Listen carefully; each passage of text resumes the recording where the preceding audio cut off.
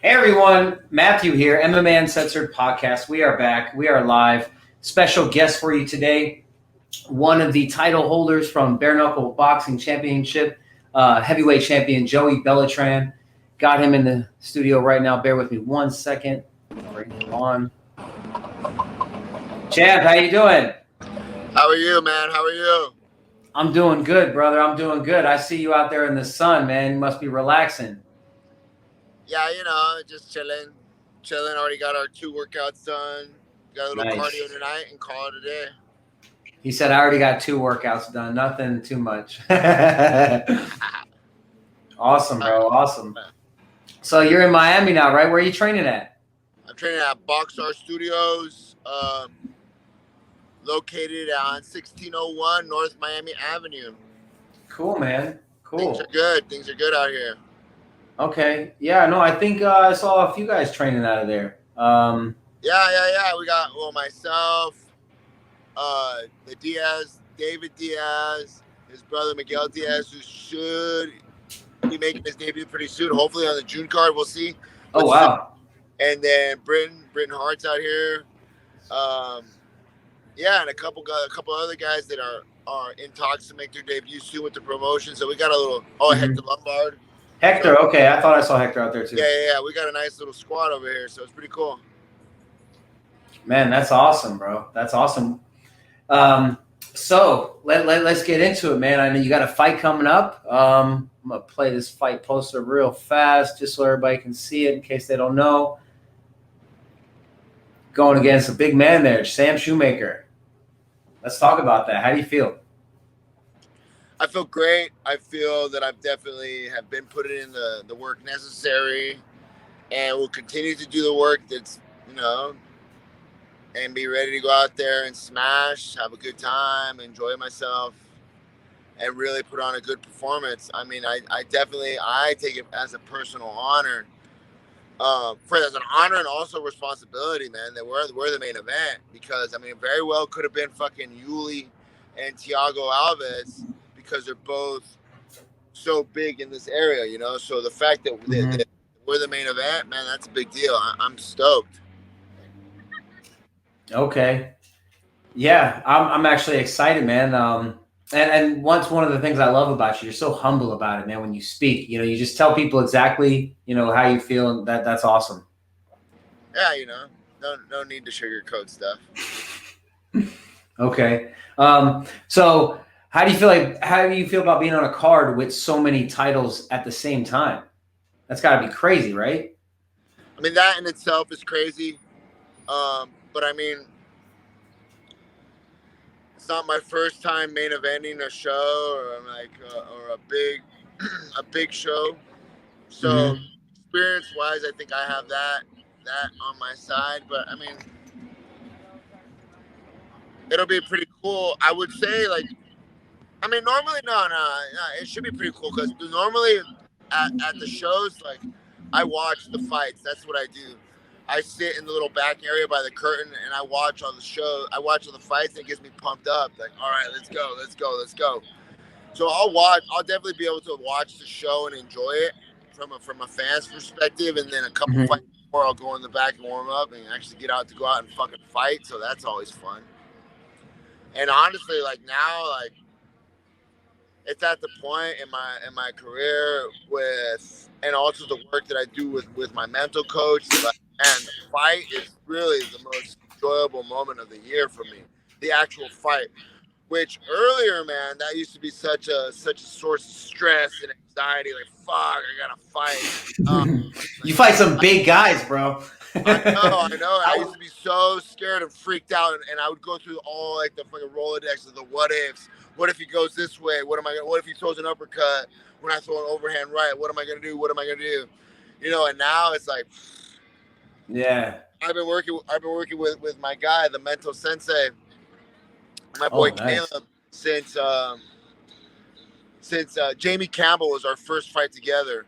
And dude, we've been on a roll ever since, and it's really just like. So you said a mental coach? How does that work? Mental sensei? Yeah, the mental sensei. That's his name. That's cool. Yeah, and and he works with a lot of other high level guys, um, MMA fighters, Muay Thai fighters, and stuff like that. And so it's just because it's not like I got bigger or stronger in my older age. It's just finally after all these years, I got the mental part down and truly enjoy it. Like fight week is the most enjoyable time. Like normally, like if we're flying, let's say if I was still back in Cali, like and we were flying out to Miami, like that's like the boys' trip. Like, some guys go hunting or fucking fishing trips with their boys. Like, I go fighting, and I bring my best friends with me. And now this time's a little different. I'm already out in Miami, but still, my boys, my two coaches from California, Adam Castro Boxing and Brandon Glade Pro Strength and Conditioning, they're still going to come out here. So the squad will be assembled. And I got Jason and Walton training me. Mateo's training me also over here at Boxstar Studios. So it's going to be great, man. I can't fucking wait. Yeah. You guys got a great gym going right now, man. That's awesome. Yeah, man. It's kind of crazy how it all was like very organic, how it happened. Like, when was it? Back in December, right? Back in December, like I fought in October, Marcel, and then me and Jason kind of like parted ways for a little bit. He went off to do some other projects, and then we reconnected like at the end of November. And he's like, "Oh, I went out to Miami with my friend. He opened a gym, blah blah blah." And I was like, "All right." And then he's like, "You should come out there for a few weeks." I was like, maybe." And then I finally, like in December, I made the commitment. I was like, "Okay, I'm gonna go to Miami." It was originally only supposed to be for 4 weeks, and I came out here and just fell in love with the place first, and then found out that the fight was actually going to be in Miami. And so I was like, oh shit, I might as well stay here and keep the mojo going. And then like shortly thereafter, like at Mufflemania, linked up with David Diaz. We cornered him. He had his success back in March. Yeah, that was a great fight. Right around that same time, Hector Lombard, me and him connected on social media. He came to the gym. Crazy, such a small world. Him and Mateo, the owner of the gym, used to be at the Olympic Training Center in Australia together. So wow, like by chance that they linked up, and now so it's pretty crazy how it's all. We got a good little thing going on over here. That's awesome, man. That's awesome. Yeah, so I want to play a little clip real fast of you. I pulled it off your social media. It's actually a nice little clip. Bear with me 1 second.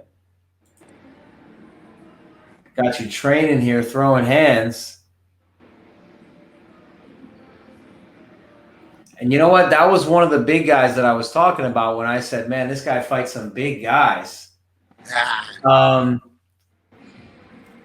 So mentally you're there, physically you're there. You're just ready to go and defend your belt, man. You're just like, I'm ready. Yeah, definitely. I'm definitely not looking past Sam Shoemaker. I know he's very dangerous. He's got power in both hands. He's got experience both in bare knuckle as well as in traditional boxing. But I definitely feel that I have more than enough skills to take him out. Yeah. No, that's good. I watch you training, man, and I watch you fighting, and obviously we're always a fan before we're anything else. So I know you. Anything you put your mind to, man, that's awesome. Sam's a big guy. I know he's coming off a win against Bobo, right? Bobo O'Bannon. And then,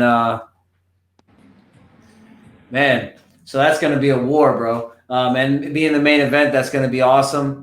Now, how do you feel about, I know you said Hector, you and him got really close to, being there. He's on the same card going against Joe Riggs. How do you feel about that fight? I know there's a lot of people that want to fight Hector, want to have a chance for the belt. And we just had Lorenzo Hunt on, and he was talking about that. So how do you feel about that? I think that Joe Riggs is a super, super tough veteran. I don't think it's going to be an easy fight for Hector, but I definitely think that Hector has some advantages as far as pure athleticism, pure explosiveness, and pure power. That if he lands, he only needs to land a couple of times, and that's it. And that goes for anybody at heavyweight or 205 or cruiserweight. Hector just has dynamite in his hands. But Joe Riggs is a tough, grizzled veteran, much like myself and Hector too. So it's like it's going to be a contrasting comparison of styles, but I definitely think Hector's been putting in the work and he can get it done. Okay. Also, you got the Pitbull on that card going against Yuli, and I know you said something about them. You didn't know you'd be the main event and they'd be the main event. It's got to be pretty cool fighting with some big names on that card, man. Every time I look at the poster, I say to myself, "Wow, 4 titles one night." Yeah, just 4 titles and like 8 legitimate stars of the promotion, guys. Whether it be Stu Bareknuckle or Tyler was a star already in on the European side. Luis Palomino, very much like myself, had that journeyman fucking journey in MMA. We know that if we showed up and you had to fight us, you're gonna get hurt. Yeah. At the end of the day, maybe the judges saw it in your favor, but you're gonna get fucking hurt in the fight. And then Yuli and Thiago Alves to me showed when he fought Julian Lane and he got his face busted and stayed in the fire, that showed me a lot watching that fight. So I'm excited to see him and Yuli. For crying out loud, 3-second knockout.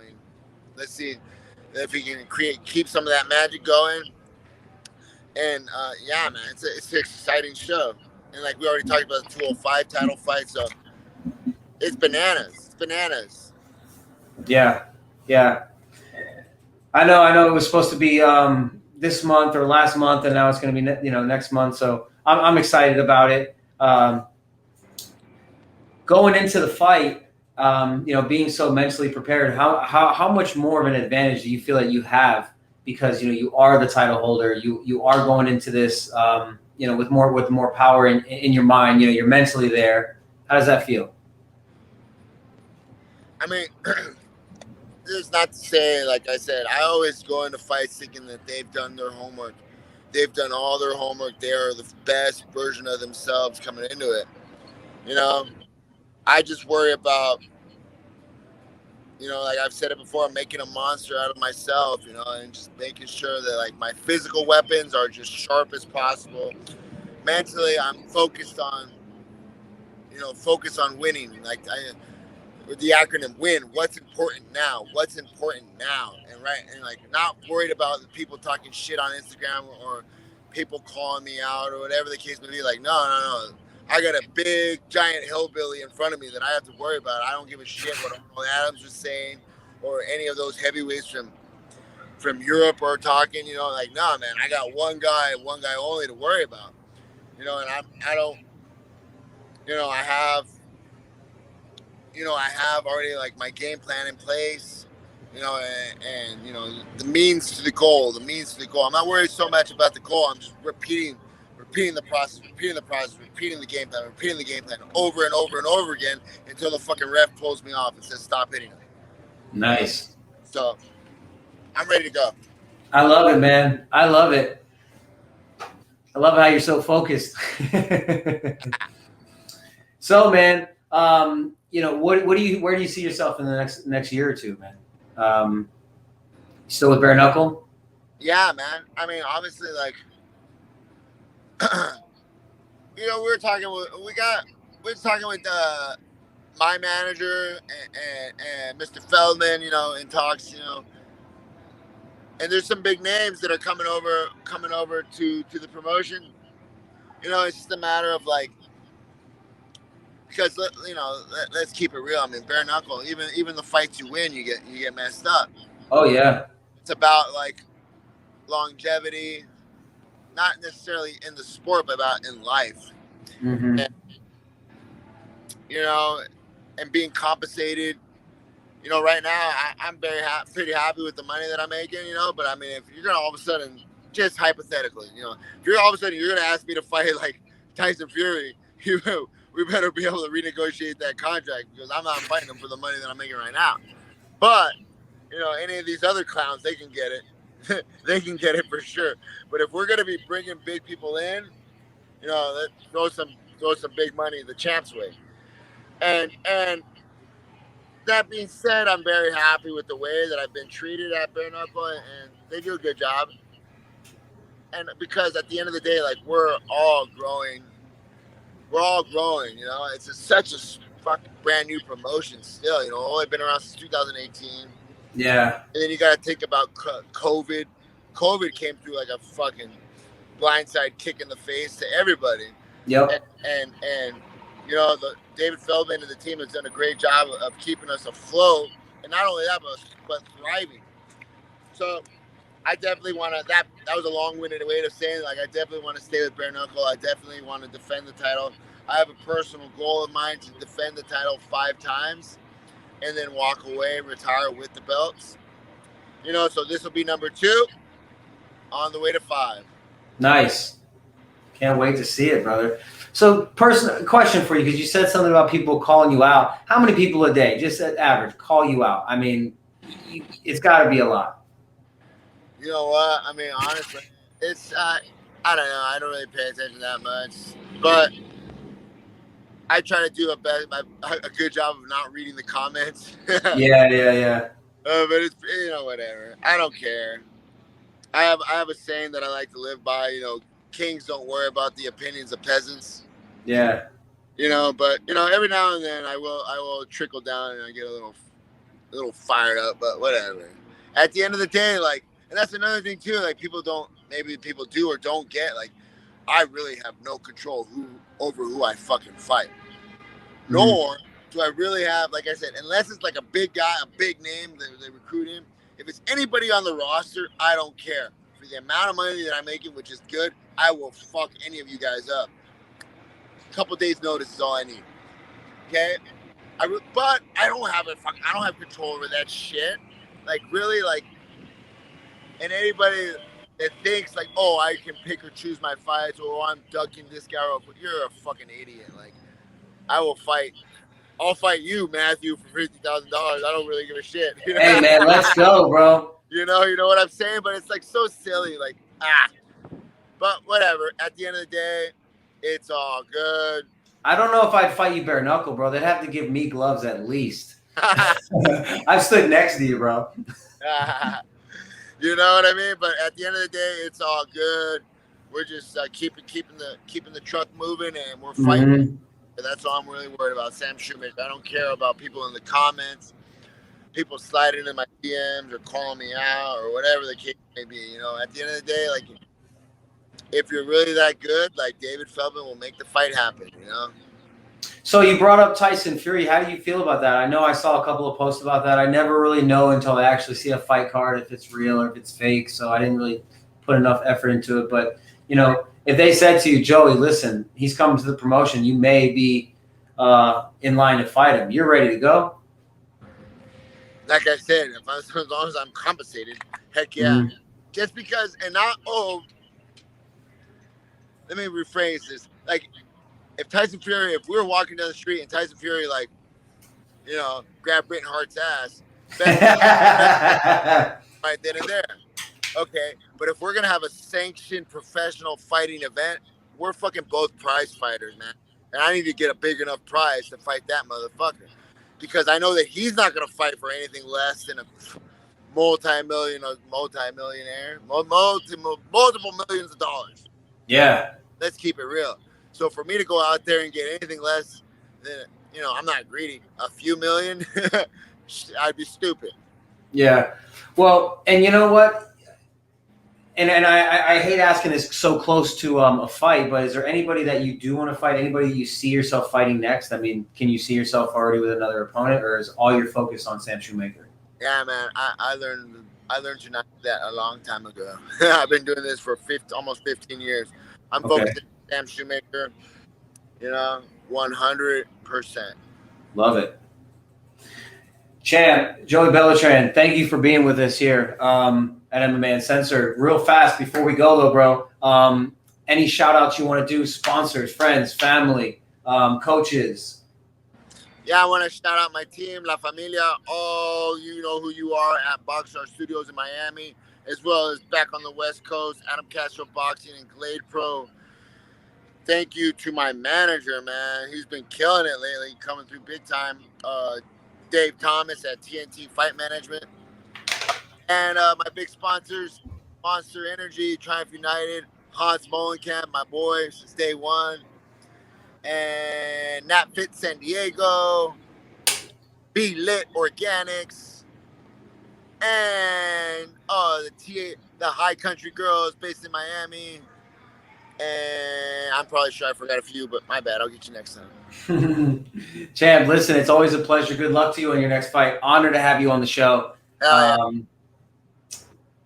You have a wonderful day, sir. Enjoy that weather down there in Miami too, man. Yeah, it's so ugly over here, you know. Oh, wow. Good one. Have a good one, champ. All right, Matthew here. So you've heard it from the heavyweight champ, Joey Beltran, from Bareknuckle Boxing Championship, the fastest growing combat sport right now. I mean, they're going crazy. If you haven't seen their app, go get it. Bareknuckle app. Joey, we appreciate you being on the show. We are very excited. We hope everyone goes and follows on YouTube right now because we are posting videos every day, putting new content every day. If you want to be on the show, if you want more information about the ambassador program that we have pre-launched, give us a shout, email, or you can just hit us with a DM. Everyone, MMA Uncensored out.